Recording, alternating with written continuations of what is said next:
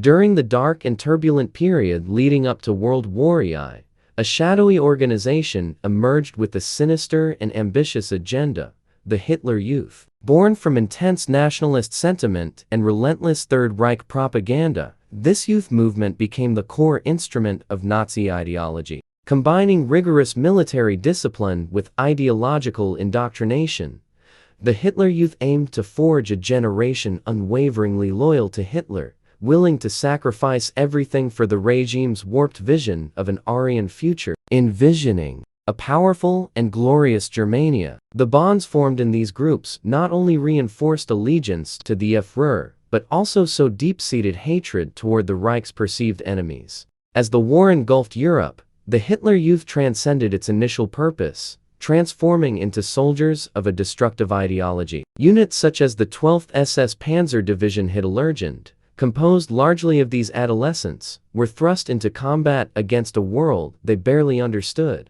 Baldur von Schirach, leader of the Hitler Youth, famously declared, "I have built a youth before whom the world will retreat." His vision of molding German youth into devoted followers illustrates the organization's formidable history and the dark influence of its indoctrination, leaving a lasting impact on global history. The origins of the Hitler Youth date back to 1926, when it emerged as a militia of adolescents designed to instill Nazi ideals and prepare a loyal cadre for future conflicts. Initially influenced by British-style scouting emphasizing outdoor activities, teamwork, and community service, the program gradually evolved into a strictly disciplined paramilitary organization aligned with Nazi ideology. Its core objectives were to instill three essential values: loyalty to Hitler, racial supremacy, and readiness for war. Early on, the Hitler Youth was disorganized and small, with limited activities beyond ideological instruction. To address this, the Nazi Party appointed Baldur von Schirach, a committed party activist with charisma and leadership skills, as its leader. By 1931, he headed the Reich Youth, and by 1932, he commanded the youth militia. Under his leadership, the Hitler Youth became a more structured and formal organization, with programs fostering extreme nationalism, loyalty to Hitler, and hostility toward the regime's enemies. Recruitment relied not only on convincing young participants, but also on persuading parents to allow their children to spend extended periods in camps and activities. Many parents supported the initiative, either sharing Nazi ideology or valuing the physical training, outdoor experiences, and social opportunities the program provided. Initially limited in reach since Hitler had not yet come to power, the Hitler Youth expanded dramatically after 1933. Membership surged from 108,000 in 1932 to 8.7 million by 1940, making it one of the largest and most influential youth organizations of the era. For teenagers, participation offered opportunities to demonstrate skill in sports, physical challenges, and discipline, while earning social recognition in their communities. Nazi propaganda further promoted the Hitler Youth, producing films showcasing their accomplishments, physical ideals, and adherence to party principles, which attracted both national and international attention. By 1936, all other youth organizations were dissolved and absorbed into the Hitler Youth, solidifying its role as the sole legal youth body in Germany.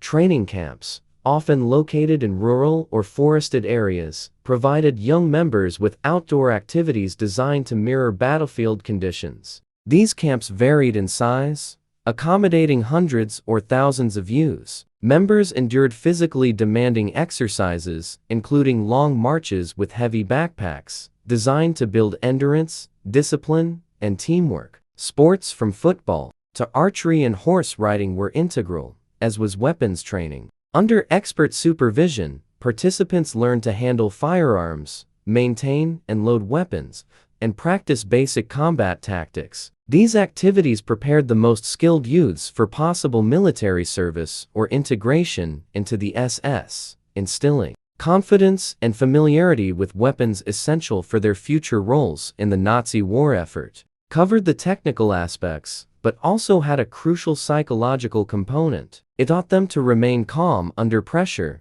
and to act fearlessly on the battlefield. Additionally, hand-to-hand combat exercises, personal defense practices, and combat drills were carried out. In the early years, everything seemed to have a naive tone. But as the Nazi Party consolidated its power in all areas of the nation, things began to change, and gradually the organization of the Hitler Youth revealed its true face and its real objective. The Nazi regime sought to completely eliminate other ethnic minorities that they considered contrary to the supposed Aryan gene, a term used by the Führer to promote his evolutionary vision of humanity in which other races were considered to be in development while the Germans were at the pinnacle of evolution to carry out this brutal enterprise. The Third Reich built concentration camps designed to systematically imprison and eliminate Jews, claiming the lives of an estimated 5 to 6 million victims. Additionally, the Nazi regime also dedicated itself to eliminating hundreds of thousands of Roma while trying to increase the birth rate of the Aryan population. The Nazis yearned to demonstrate to the world the supposed physical and aesthetic superiority of the German people, promoting the idea that they possessed the intelligence and physical capabilities necessary to be perfect on the battlefield. With this goal in mind, the Nazi regime sought to create a group of super soldiers idealized as the ultimate embodiment of the Aryan race. For the British and Americans, this story seemed like something out of a science fiction movie. But this was the reality. Under Hitler's power, they upheld the concept of genetic superiority so strongly that they even eliminated those who posed a threat to future generations. The treatment of weak children, those with disabilities or mental problems,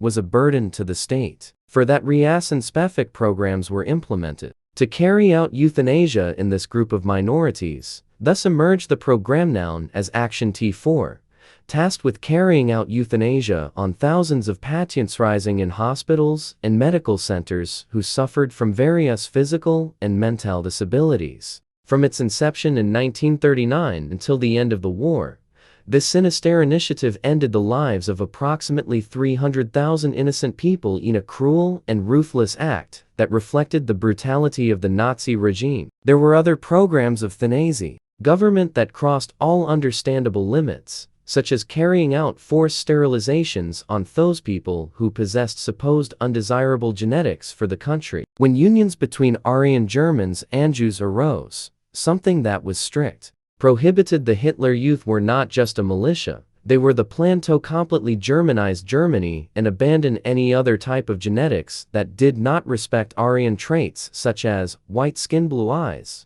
blonde hair, height, and specific physical constitution, among other common characteristics of Germans. Adolf Hitler himself, in an act before a crowd of young people, recited aloud the following speech: "For me, a young German must be slim and agile, as fast as a hound, tough as leather and hard as steel." In the Third Reich, all demands had to be respected by all citizens, including children. Members of this organization were indoctrinated to hate and confront other ethnicities. From the age of 14, they were taught that communists were considered demons, just like the Jews, whom they blamed for the country's ruin. With early developing minds, they believed everything the adults told them, because Nazi propaganda was the only information available to them. Dark times. The cruel reality of the dark time Hitler Youth during Hitler's regime. A dark aspect was the treatment received by those who did not meet the physical aptitudes necessary to fulfill the exercises. In the Hitler Youth camps, nobody showed compassion for thin and weak teenagers. Those who could not follow the training due to physical weakness or other limitations could face different types of consequence. While there is no direct evidence that they suffered systematic bullying, some may have faced social pressure or discrimination for not being able to meet the required physical standards. In a regime so focused on the ideology of physical superiority and preparation for war, those who could not fully participate in training activities were seen as a burden to the organization. This could have resulted in forms of social ostracism, discrimination, or even deliberate exclusions from certain activities within the militia. The organization had completely distanced itself from the similarities with the Scouts, so it had become a militia, and the way of treatment became radically different. colder, and more demanding in some cases. The leaders of camps, those who were supposed to be in charge of the children, were harsh and did not care about provoking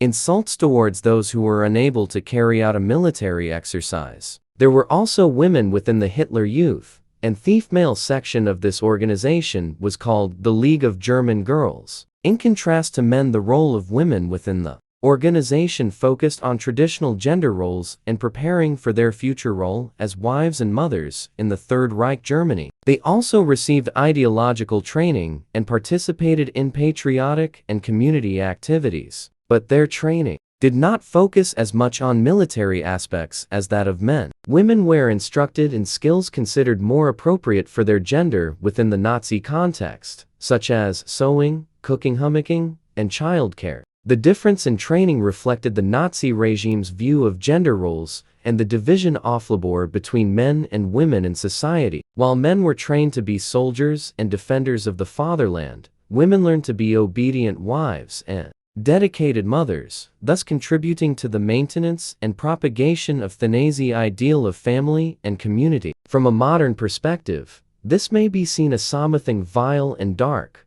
but it should be noted that some women within the organization were able to find a sense of purpose and community, and some even enjoyed certain privileges or benefits provided by their affiliation with the Nazi regime. Women's participation in the Hitler Youth also had broader implications in Nazi society by promoting a conservative and patriarchal view of family and gender.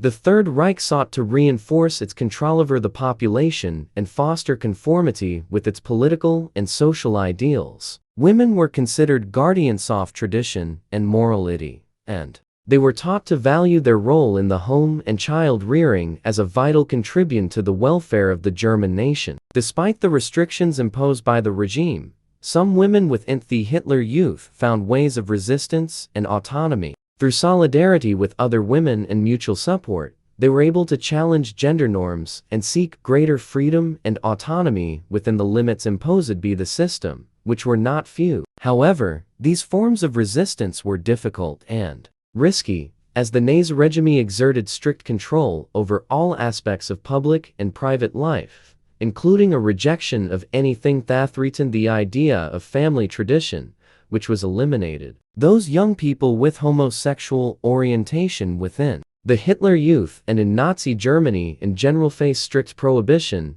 and severe reprisals simply because of their sexual orientation. The Nazi regime promoted an extremely conservative view of sexual, emphasizing heterosexuality as the only acceptable sexual behavior and promoting reproduction as a duty to the nation. The higher the birth rate grew, the larger the Nazi army would be. In later years, homosexuals were persecuted and considered a threat to the supposed purity and strength of the Aryan race in Hitler Youth. Any hint of homosexuality among members was severely punished, and those identified as such faced social ostracism, harassment, and exclusion from the organization in Nazi Germany. Many of them were arrested, imprisoned, and even killed in concentration camps. It was not difficult to remain within this militia. Since most of them were young, they had to behave like adults, perform adult tasks, and restrict themselves to a dozen desires, suffering impositions by the state.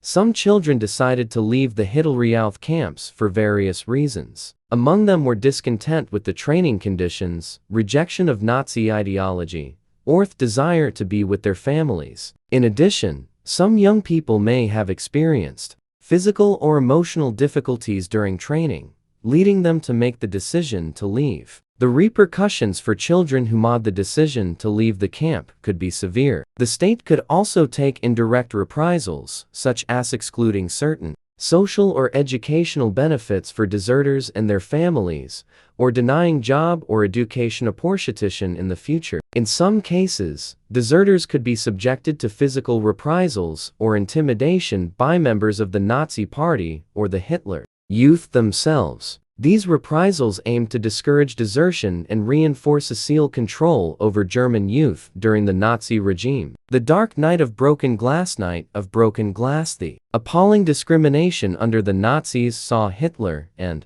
his cabinet particularly propaganda minister Joseph Goebbels, become masters of mass manipulation. They implemented political, cultural, and social strategies designed to secure the backing of the broader population. A key tactic was the identification of a shared enemy. From Hitler's rise to power in 1933, systematic persecution of Jews was orchestrated, employing both civil society to foster hatred and state authority to enforce anti-Semitic legislation. One of the most violent episodes against this minority was Kristallnacht, or the Night of Broken Glass. On the night of November 9, 1938, Jewish merchants faced attacks on their businesses, arson, and even murder. The event earned its name from the widespread smashing of windows in Jewish shops, a clear public signal of their targeted status. This act functioned as a state-driven boycott, portraying Jews as scapegoats for Germany's economic and social problems. Propaganda falsely depicted Jews as wielding excessive control over national trade and banking,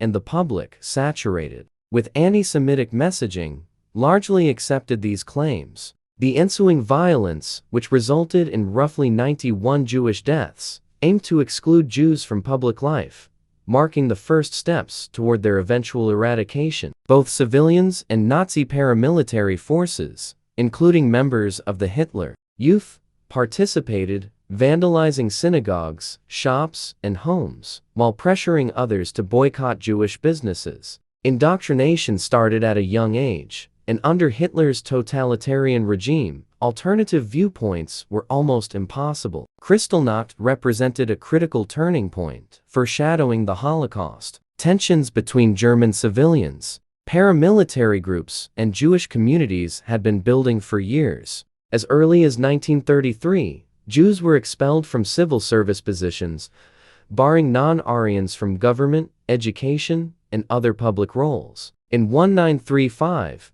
the Nuremberg laws institutionalized racial discrimination, banning marriages and sexual relations between Jews and Aryan Germans under the guise of preserving racial purity. By 1938, many Germans, shaped by years of propaganda and a culture of hatred, adopted these anti-Semitic views. However, some resisted, either due to less exposure to propaganda or personal convictions, though openly opposing the regime was dangerous. Meanwhile, the Hitler Youth were being groomed for war and national duty. By 1939, as Germany's economy recovered from the Great Depression through Nazi policies such as infrastructure development, industrial revitalization, and military rearmament, Hitler's influence consolidated further. Driven by ambitions of conquest, the regime targeted Poland as the first official invasion of the Third Reich. On September 1, 1939, German forces launched a blitzkrieg, using air, land, and sea attacks to rapidly overwhelm Poland. Hitler justified the invasion by citing the Treaty of Versailles, which had forced Germany to relinquish Polish territories after World War I. The international community condemned the attack, fearing further aggression by a militarily empowered Nazi regime. Following the swift 17-day conquest, the Hitler Youth were infused with heightened nationalist fervor and purpose. Nazi propaganda reinforced the narrative that Poland's lands were available for German settlement and that opposition to this plan had to be removed, cementing the youth's belief in their role and in the ideology of the expanding Reich. The invasion as an act of historical justice, reclaiming territories they considered legitimate, such as areas of East Prussia and the Silesia region. The latter recognized for its prosperous mining industry,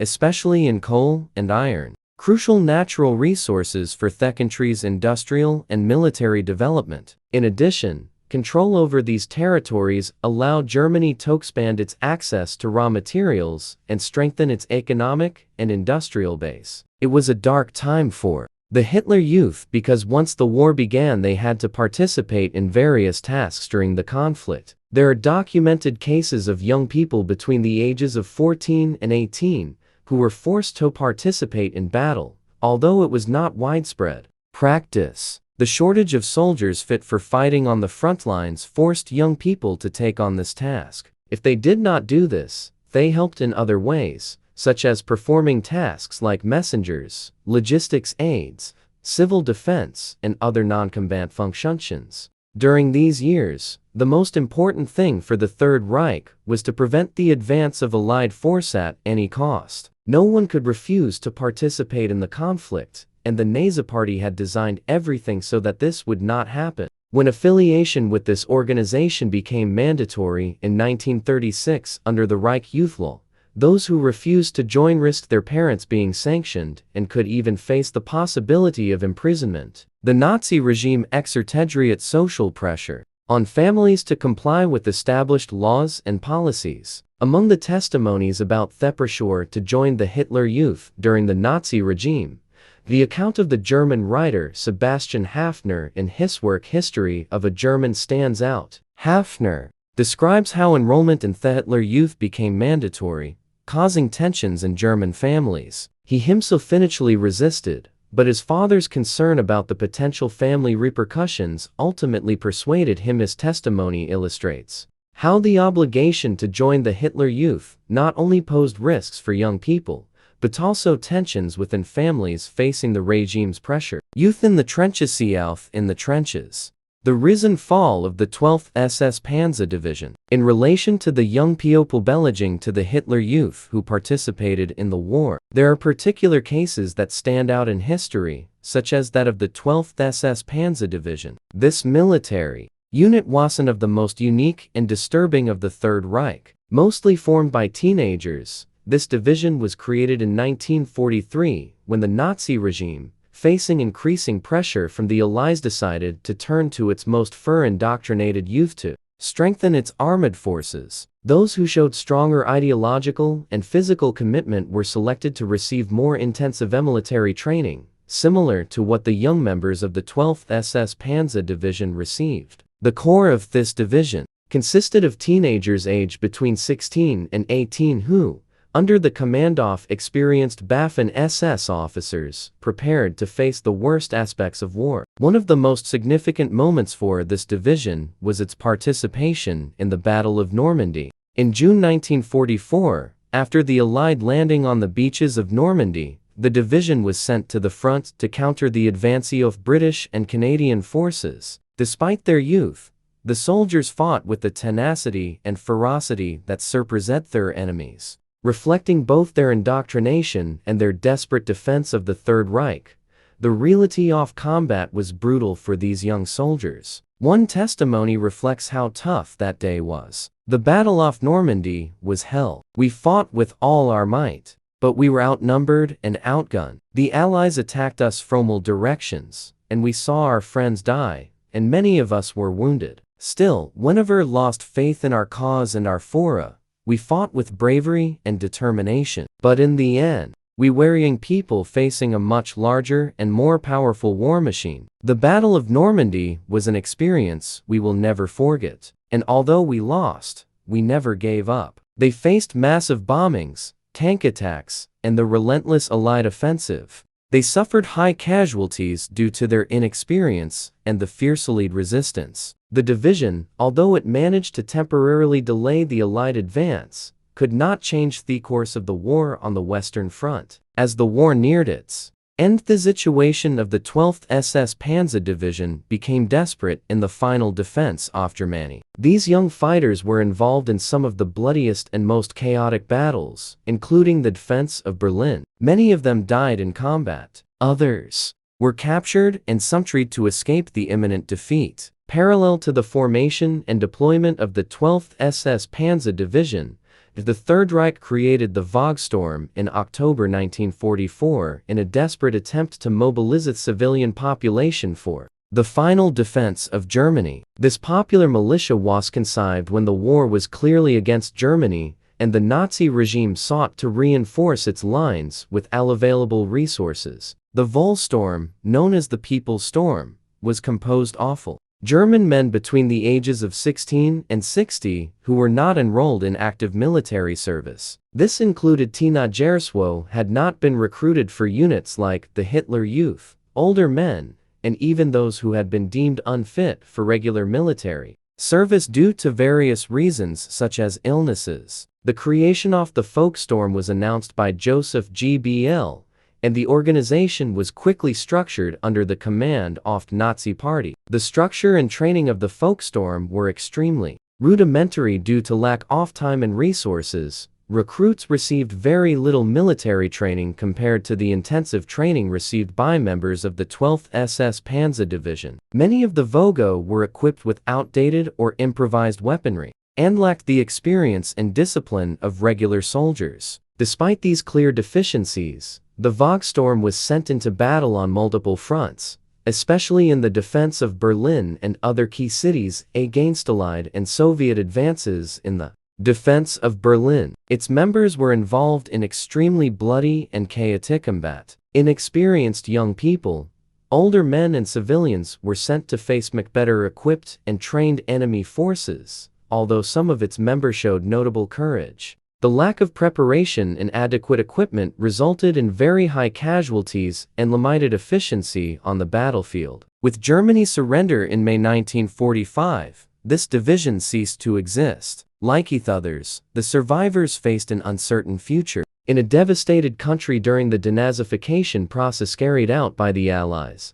Many of these young people were subjected to interrogations and in some cases trials for their participation in war crimes. They could only expect the worst for their future, a future snatched away by a handful of people in power. The Last Judgment, summary executions, and swift the Last Judgment justice. In the twilight of the Reich, Hitler's final days were numbered, and concerns about the imminent downfall of the regime materialized as the weeks passed. As the Soviet Red Army advanced towards Berlin, many young Germans, including some members of the Hitler Youth, found themselves involved in the desperate defense of the German capital. These teenagers were mobilized to aid in the city's defense in a desperate attempt to halt the Soviet advance. The situation in Berlin was chaotic, and the Nazi regime had mobilized all available forces to defend the city at all costs. They were ordered to participate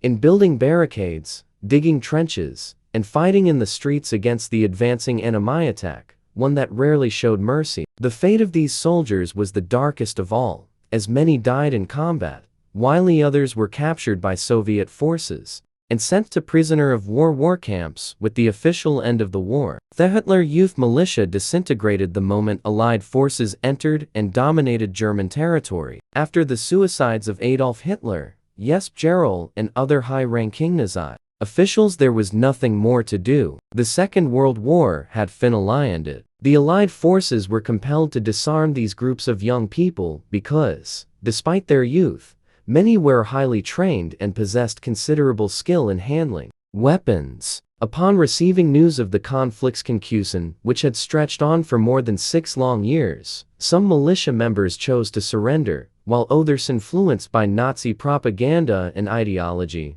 refused to yield and fought to the death. Following the orders of the Führer, some near Hitler's bunker made efforts to secure the area using any available weapon or bomb, and their fervent desire to defend their leader bolstered their courage. They thought about the recognition this might bring them once the war ended, although this hope never materialized. Meanwhile, most adult soldiers chose to desert or surrender to Allied forces. After the conflict, great efforts were made to deprogram the young Germans who had been indoctrinated in Nazi ideology, and to prevent any attempt to rearm the militia. Investigations were conducted to determine the individual responsibility of former members of the Hitler Youth for war crimes or human rights violations during the Nazi regime. Those identified as responsible for criminal actions were prosecuted and convicted in court, while others underwent re-education and rehabilitation programs to reintegrate them into democratic and demilitarized German society. Nevertheless, life had to go on in Germany in year zero, which faced a harsh present. But thanks to the efforts of the German people, it was able to improve year after year in a new political order that led the nation to glory, albeit not in the way the Nazi regime imagined, as they were able to maintain peace in the German country during the Second World War. Some teenage members of the Hitler Youth were executed, particularly in the conflict's final years, as the desperation of the Nazi regime increased and the war front collapsed. These executions were carried out by both German and Allied forces, although for different reasons and in different contexts. In 1945, as the war neared its end and the situation in Germany became increasingly desperate, summary executions became more frequent. Nazi regime, under a strict policy of discipline and loyalty, executed those it deemed traitors or deserters. Young members of the Hitler Youth, many of them barely teenagers, were executed for attempting to desert or for refusing to participate in combat that was risky to their lives. These trials were summary without due judicial process and were carried out under the pressure of imminent defeat. One of the most notorious cases was that of the flying courts, martial itinerant military tribunals that traveled near the front and made swift and severe decisions. Many young people, influenced by Nazi propaganda and the pressure of their superiors, faced the dilemma of fighting to the death or being executed for desertion. Allied forces, mainly Soviet, British, and American, also carried out executions of Hitler Youth members. The two were generally carried out in the context of German surrender in 1945 and were due to several factors as they advanced towards Berlin. Allied troops, especially Soviet ones, encountered fierce resistance from the civilian population, including young members of the Hitler Youth. The brutality of the fighting and the atrocities committed by the Nazis during the war fueled desires for revenge. Many were summarily executed in retaliation for the actions of the Nazi regime after Germany's surrender. The executions of young people seen as indoctrinated fanatics were carried out to establish control and deter any resistance or insurgency. With the fall of Berlin in 1945, Soviet forces encountered young fighters from the Hitler Youth in the city's last defenses. Many were summarily executed on the spot by the Soviets, who sought revenge and a quick pacification of the German capital. In some cases, Allied soldiers carried out executions of young prisoners in retaliation for the losses suffered and the fierce resistance. As in the Germany of year zero, there was no law, much less punishment, for the Allies, who were the winners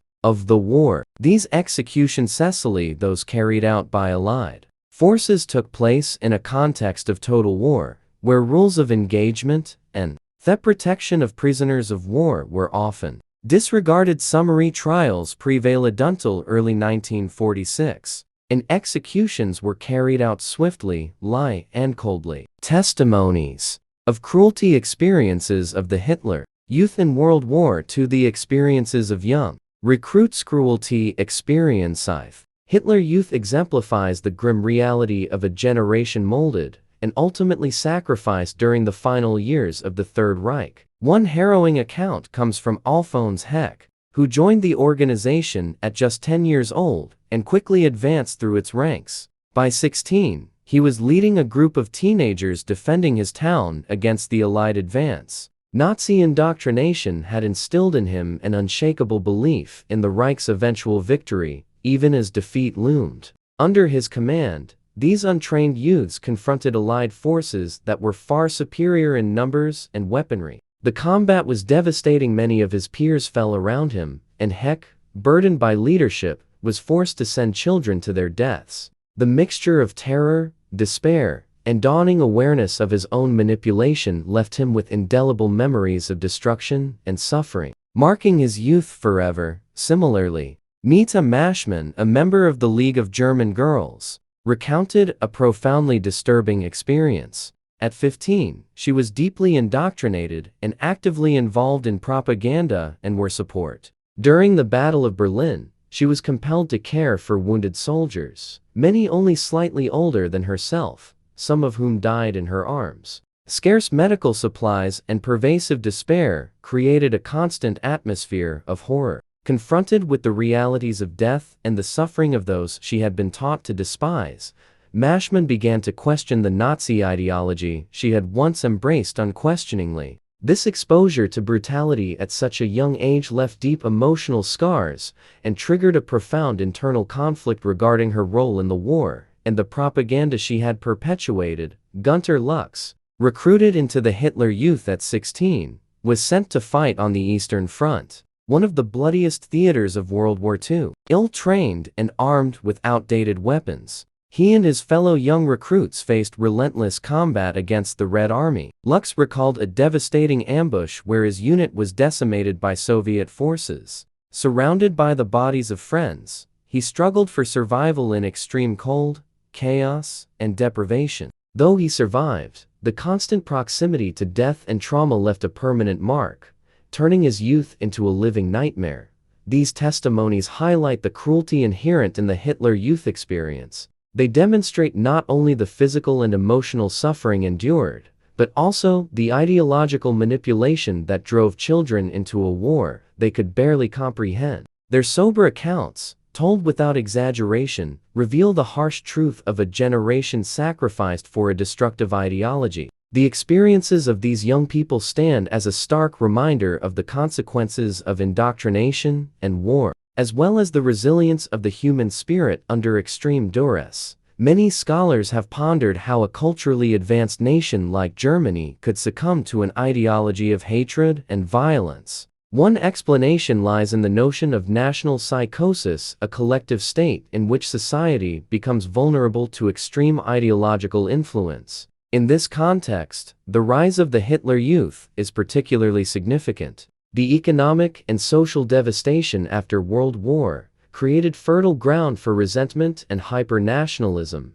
enabling the mass recruitment of children who were denied a normal childhood. The depth of this social psychosis allowed Nazi propaganda to infiltrate even the most vulnerable members of society. Philosophers like Hegel, in their analyses of war as a tool for asserting power and shaping national identity, may have indirectly informed the ideological justification for the militarism and aggression of the Nazi regime. Within this climate of social psychosis, society entrusted its future and the lives of its children to the Nazi regime. Many members of these youth groups survived into old age, but a substantial number perished on the battlefields. Young people aged 14-18 were born and sacrificed for war, treated as expendable pieces in a merciless game of conquest.